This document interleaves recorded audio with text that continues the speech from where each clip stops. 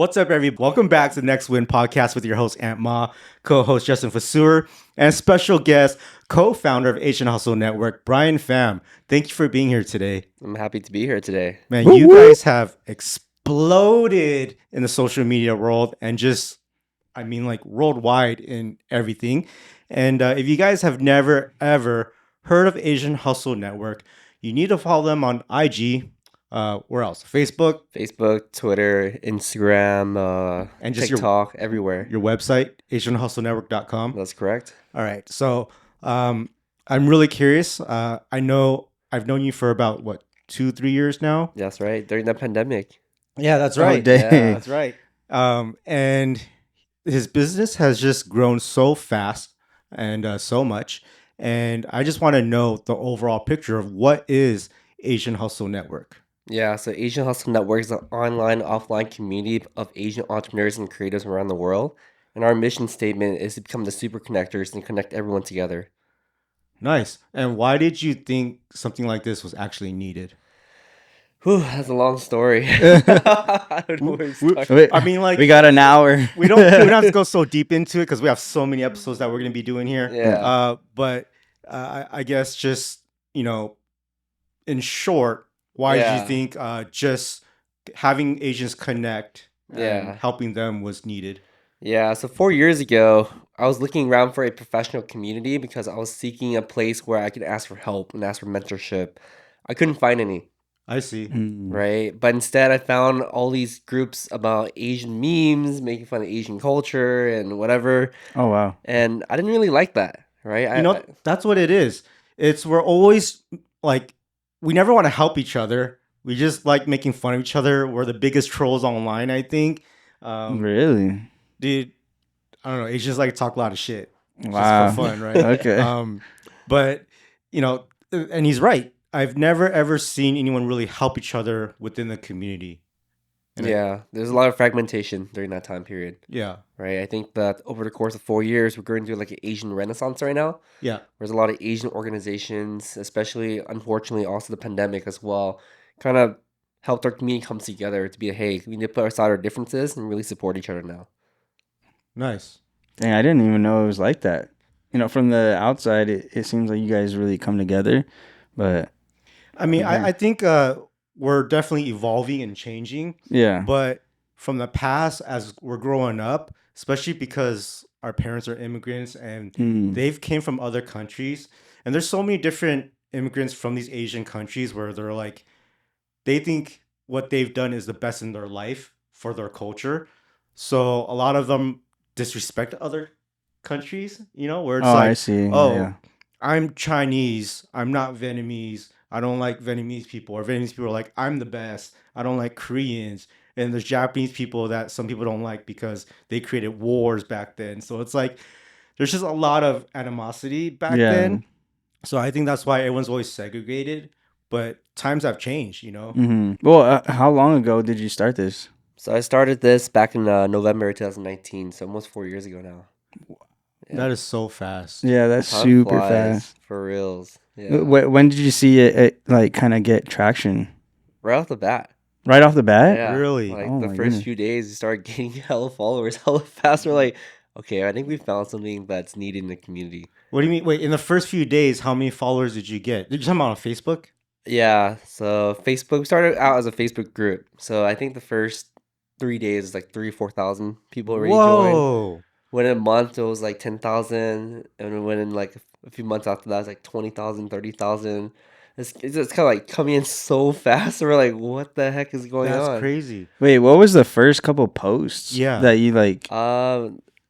We started out by naming why we created the group, right? Our mission statement. We said we wanted to bring together the Asian community, and we wanted to like put an end to the fragmentation in our community. We want to support each other. The second post is, I had to lead by example. So I posted about myself, what I did, how I want to help the community, and everybody started using that format, and people started sharing their stories quickly, and it went absurd. Like the first few months, I was like, people started calling what we created like HN on whatever, and it felt weird at first because something you created started taking a life on its own, and people started using it as a noun. right? Started getting Mm. excited about the brand, what we represent. That's really unusual for me because I didn't come from like a marketing background or anything, right? I just came from like a normal software engineering job. Mm. That's crazy. So when people followed your format of posting about themselves on the Facebook group, Mm-hmm. were they just like, "Hey, I'm this guy. I'm X amount of years. This is what I've done, but I'm looking for more help." Like they're just looking for help themselves. Is that why they post about themselves, or? It's both, right? They posted about things they need help with, and they also provided value back into the community as well, where Oh, things I that see. they're good at and what they can help with. I see. So they're posting like, "Hey, this is what I do. I'm a professional NBA player, like Yeah. for example. Yeah, And if you guys want to learn how to get into the NBA, I'll show you the ropes, pretty stuff like much. that." Yeah, That's pretty That's dope. cool. yeah, Yeah. 'Cause even now, it's kind of hard to find communities like that in general. Yeah. Because it's all like, there's like a, what do you call it? Um, like it makes it feel like everybody's for themselves, but Yeah. that makes it feel like it is a community, and you guys are trying to help each other out. yeah. Yeah, I that's really like it cool. because we Yeah. are in a time of social media where everyone's trying to grow themselves. Mm-hmm. So they don't have time to help anyone else Mm, unless they're making money off it, right? We see so many gurus on Instagram yeah. and then they're like, "Hey, let me mentor you for $400 for this, Buy this my course. class." Buy Yeah, my buy my course. course. Right? Yeah, And that's what I like about Asian Hustle Network is that we don't go you guys don't go through that, right? yeah. We're not like that So at all. We want to give as much value as we can back to this community. that's awesome. What do you feel like is the most important thing about the Asian Hustle Network to you? For me, it's all about what can I do differently? How can I challenge the status quo in order to build more value for the community, right? Mm. Things that people haven't thought about yet. And just being a part of this last 4 years has helped me see a lot of gaps that needs to be filled still. I still think firmly that we're still at the early stages of everything and that we have a lot more work to be done. What are some of the gaps without giving away your secrets? It's fine, man. I'm down to share anything. I think there's still a lot of fragmentation. There's still a lot of trauma in Asian culture. There's Yeah. still a lot of competition, elitism, Yeah. different ways to divide, right? And now I'm kind of dealing with ageism as well. Where it's Really? like, when I speak to older organizations for advice or for help, it's, you feel that, oh, you're too young, like, know your place type of vibe, Oh, you Wow. know? yes. Yes. And it's like, okay, like, it's fine. Like, for me, like, I never feel disappointed about that. I just Yeah. feel like, okay, we have more work to be done, Yeah. right? Like, and Just then I think back to myself too, like, am I still keeping a part of my schedule available to help people, mm, right? Am I still responding to DMs? Am I still responding to emails? The answer is yes. It's because I truly care. I'm passionate about the community, Yeah. and I know that if I let my foot up a little bit, I'll lose track of how the community should grow. And that's not my intention right now. We have so much more work to be done. Yeah.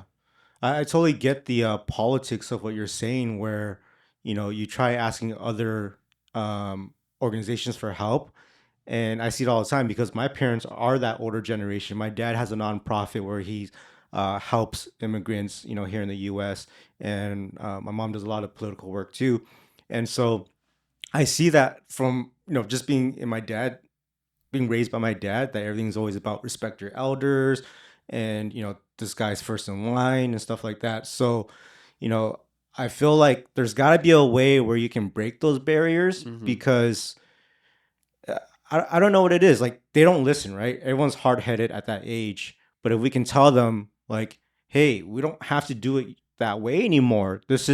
We need help. This younger generation needs help. And at some point, you're not going to be here anymore. So why don't you help us now? Isn't that why you're here? Mm-hmm. Right. And so I think that has to be broken down in those politics. Yeah. yeah, because even nowadays, some older people are just not in touch with the new stuff. Right. You know what I mean? So a collaborative effort, I feel like can go a long way.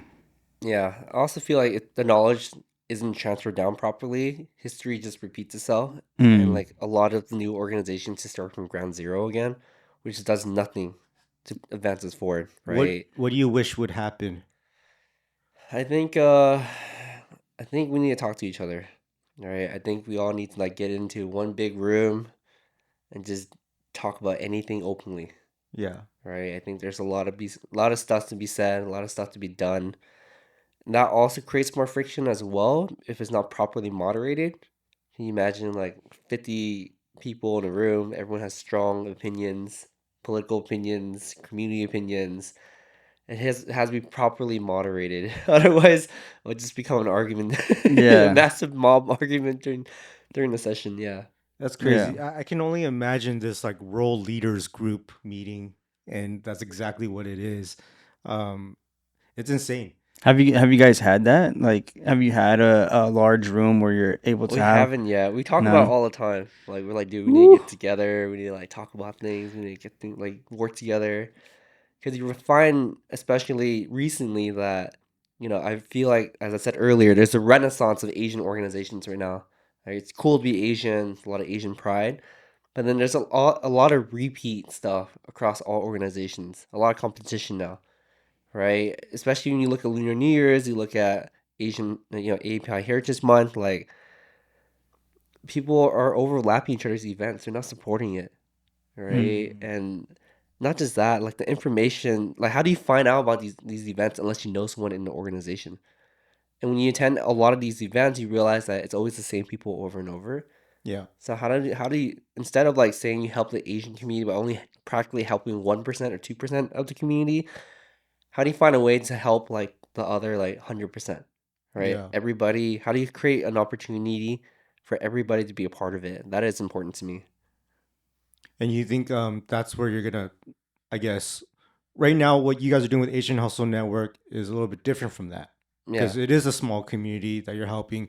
like-minded, people who are trying to hustle and help each other. Yeah. But now you're looking at the bigger picture within like growing companies Yeah. and businesses.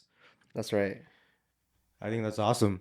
Yeah. Um, well, thank you for being on this episode of why you started Asian Hustle Network. Or actually, I learned a lot about what it's about. I didn't know all this background stuff. Thank you guys for watching this episode on the Next Win podcast. Make sure to follow us on Instagram, YouTube, Spotify, Apple, Google. We'll see you guys next time. You'll see in the description box.